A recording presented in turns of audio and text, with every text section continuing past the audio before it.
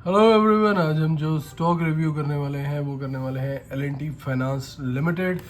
इससे पहले मैं हूं आपका होस्ट एंड दोस्त Ankur Malhotra. Welcome to the new video our channel stocks with Ankur. Please like, subscribe और शेयर कर दीजिए। मेहनत लगती है बहुत सारी, और अगले 15 मिनट में हम आपको बताने वाले हैं L&T फाइनेंस के बारे में। This is not a buy और सेल रिकमेंडेशन। हम बाय और सेल रिकमेंडेशन ना करते हैं, ना हम कर सकते हैं, क्योंकि हम सेबी रजिस्टर्ड नहीं हैं। लेकिन ये बड़ा ही इंटरेस्टिंग स्टॉक है जो मेरी पकड़ में आया है आज, तो मैंने कहा चलो इसके लिए एक वीडियो बना देते हैं। एक ऐसा स्टॉक जो पिछले एक साल में कि 129 रुपीज़ से 305 हो गया। तो अप्रॉक्सीमेटली आप देखें तो ये स्टॉक 2.3 टाइम्स हो गया पिछले एक साल में। तो ऐसा स्टॉक में क्या हुआ कि भाई इतना जंप आ गया इसमें। तो चलिए हम शुरू करते हैं। सबसे पहले तो आप देख सकते हैं ये आ गया L&T फाइनेंस, और इसमें हमें थोड़ा सा कैमरा करते हैं सेट।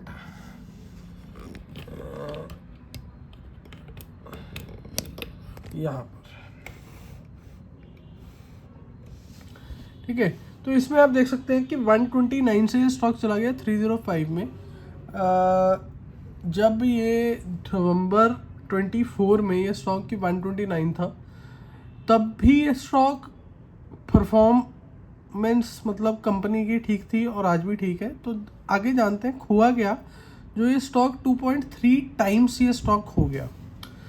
इसमें आप देखेंगे कि मार्केट कैप कंपनी की है 75,954 करोड़। तो एक अच्छी खासी मार्केट कैप की जी कंपनी है, और करंट प्राइस है 304 रुपीज़, और 52 वीक हाई लगा है 305, 52 वीक लो है 129 जो हमारे वीडियो का वो भी है। ऐसा क्या हुआ इसमें कि भाई साहब ये इतना स्टॉक भाग चुका है। स्टॉक का पीई है 28.2, तो इसका प्राइस टू अर्निंग रेशियो 28.2 है। आप कहेंगे कि मेरी, अगर आप पहले वीडियो देख चुके हैं कि 20 से के नीचे होना चाहिए, लेकिन जो फाइनेंसिंग कंपनीज हैं अदर देन बैंक्स, उनका पीई इसके आसपास ही होता है। तो ये कोई बहुत बुरा पीई नहीं है। बुक वैल्यू है इसकी 105। अगर आप देखें ये 52 वीक लो पे अपनी बुक वैल्यू के आसपास। फिर इसमें आ जाता है डिविडेंड यील्ड 0.91%, जो कि एक नॉर्मल है। रिटर्न ऑन कैपिटल एम्प्लॉयड 8.75 है, जो कि कम है, और रिटर्न ऑन इक्विटी भी 10.8 है, जो भी कम है। फेस वैल्यू इसमें है 10 रुपये। तो आगे स्टॉक स्प्लिट या बोनस शेयर वगैरह ये दे सकते हैं अभी ईजिली। अब इन्होंने करा क्या है पिछले एक साल में, जो स्मॉल बिजनेस लोन्स होते हैं, ठीक है, और जो होम लोन्स हैं, पर्सनल लोन्स हैं, वो उन पे भी की टारगेट करा है, और टू व्हीलर लोन्स के ऊपर भी। टू व्हीलर्स के लोन ये के पहले भी कर रहे थे, लेकिन अब ये बिजनेस लोन और होम लोन पे भी टारगेट कर रहे हैं। और जो रूरल अपना बिजनेसेस हैं, फार्मर्स और एसएमईज, तो वो उसके ऊपर भी कि टारगेट ये चेक करते हैं। और बाकी ये डॉक्टर लोन्स, लोन अगेंस्ट की प्रॉपर्टी की वगैरह, और गोल्ड लोन में भी ये काम करते हैं। लेकिन इन सारी की चीज़ों से कोई बहुत ज़्यादा इनके सेल्स में के फ़र्क के नहीं पड़ा। पोर्टफोलियो थोड़ा के बड़ा हो गया, लेकिन बहुत ज़्यादा फ़र्क के नहीं पड़ा। सबसे पहला प्रो आता है कि इन्होंने हेल्दी पे आउट की दे रहे हैं 27.8%। फेस वैल्यू के ऊपर पे आउट होता है। अगर आपको कि नहीं पता तो मैं आपको फिर से बता दूं।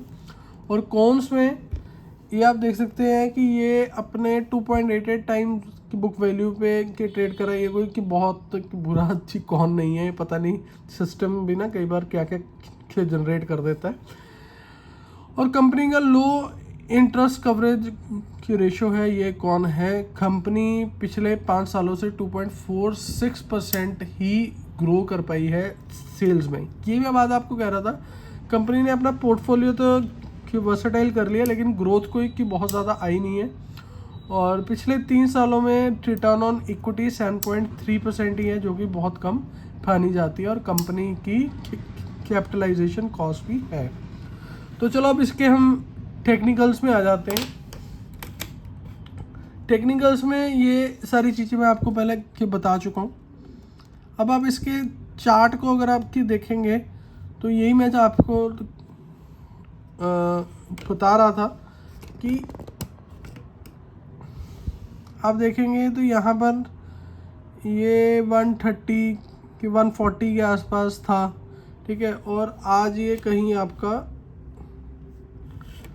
पहुँच गया है 303 के आसपास, ठीक है। तो इतना बड़ा कि जंप कंपनी ने मतलब क्यों लगाया है, वो हम इसमें जानने की कोशिश कर रहे हैं। और अब इसमें देखेंगे तो ये कल ही मतलब ये कि लास्ट ट्रेडिंग सेशन में ही इसका 10% जंप आया है, 275 से 303.60। आगे मैं आपको ये बताने वाला हूँ ये जंप क्यों आया है, लेकिन ये प्रोस कॉन्स मैंने आपको पहले ही कि बता दिए। क्वार्टरली हम कि नहीं देखते हैं, हम के रिजल्ट्स देखते हैं ईयर ऑन ईयर के बेसिस के ऊपर। 2014 में आप देखेंगे तो 5000 के आसपास इसका सेल्स था, और जो कि एक्सपेंस था वो था कि 1230, और ऑपरेटिंग प्रॉफिट था 3991, और अब हम उनके नीचे आ जाएंगे कि नेट प्रॉफिट के ऊपर वो था 595। फिर इसके बाद हम आ जाएंगे फास्ट फॉरवर्ड टू 2025। 2025 में जब हम देखते हैं सेल्स के नंबर के बढ़ के लगभग 16,000 करोड़ के आसपास आ जाता है। आफ्टर दैट एक्सपेंसेस जो हैं वो भी यहाँ पर क्वाइट ऑब्वियस है वो कि बढ़ेंगे ही।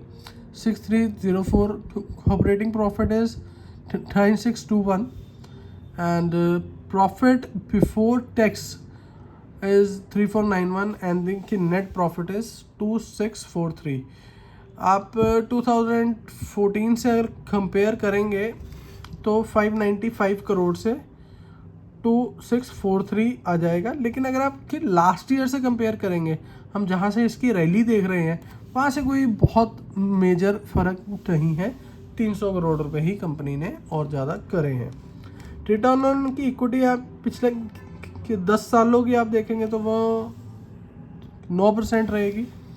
CAGR आप देखेंगे तो वो 17% रहेगा। कंपाउंडेड प्रॉफिट ग्रोथ आप देखेंगे तो वो 13% रहेगा, और कंपाउंडेड सेल ग्रोथ आप देखेंगे तो that will be 9%। And coming cut short to the balance sheet, 2014 में आप देखते हैं तो जो कि बोरोइंग्स थी, किसी भी आपकी फाइनेंसिंग कंपनी में कि बोरोइंग देखने की बहुत ज़रूरी हो जाती है। वो आप इसमें देखिए 2014 में इट्स 23,000 के आसपास जो कि लॉन्ग टर्म है, और कि शॉर्ट टर्म है 4547, और preference capital is 1000 crore and the other borrowings are 8018। तो जब आप इसे आप देखेंगे कट शॉर्ट टू 2025, तो आपकी बोरोइंग्स जो है दैट इज 92,372 करोड़, ठीक है। और इसमें कोई ऐसा वो नहीं है मतलब पीछे से कि शॉर्ट टर्म की बोरोइंग्स की नहीं चलती आ रही, कि लॉन्ग टर्म की नहीं चलती आ रही। इसमें जो कि नंबर की चेंज हो रहा है वो चेंज हो रहा है यहाँ अदर की बोरोइंग्स में, ठीक है। इसमें भी कोई आपको कि मेजर वो कि नहीं दिखेगा, ठीक है। अब इस कंपनी में एक चीज़ जो मैं आपको समझाऊंगा कि बिल्कुल कि लास्ट में कंपनी में कि जंप क्यों आ रहा है, कि एक बार कैश फ्लो के ऊपर आपकी देख लेते हैं। 2014 में कंपनी कैश फ्लो पॉजिटिव थी, और 2025 में company 697 crore cash flow negative है, ठीक है। और कंपनी के जो डेप्टर डेज हैं वो मतलब है नहीं, एक तरीके से 3 डेज है। कैश कन्वर्जन के साइकिल वे के लगभग के ना के बराबर हैं। वर्किंग कैपिटल डेज अब कि -21 है, ये कि पीक कर गया था कि 2020 में, और 2014 में वो था कि 175। शेयर होल्डिंग में भी कोई कि बहुत फ़र्क आ नहीं रहा है। आप अगर कि देखें तो कि लास्ट उससे ये प्रोमोटर्स होल्डिंग है वो थोड़ी सी कमी हुई है, वो ख़रीद लिया FIIs ने कि DIIs ने, और पब्लिक की होल्डिंग थोड़ी सी हुई कम। तो अब ये स्टॉक की बढ़ा कैसे, तो चलो उसका भी आपको मैं एक की वो देता हूँ। ये स्टॉक में इतने की रैली कैसे आई, और कि 10% तो ये स्टॉक अभी ही की बढ़ गया। तो उसमें रैली के लिए मैं आपको एक चीज़ की दिखाता हूँ।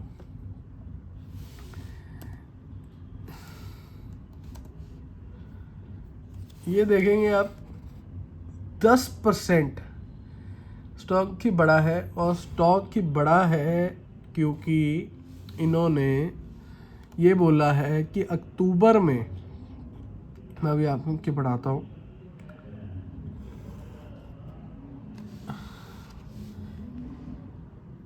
कंपनी कह रही है कि अक्टूबर में हाईएस्ट एवर, यार एक तो ये ना एड का कंसेप्ट मुझे कि समझ नहीं लगता इतना, highest ever monthly retail disbursement in October 25। Company is saying कि हमने आज तक जितना भी काम करा था उसको आप सम कर लीजिए, सबसे ज़्यादा काम हमने इस अक्टूबर में करा है। तो इस चीज़ पे कि मार्केट हो गई खुश, वो कह रही ये तो भाई साहब मतलब आज नहीं तो कल ये तो स्टॉक हो जाएगा 1000 रुपये बार, तो हम भर भर के ले लेते हैं। ऐसा नहीं होता है। ऐसे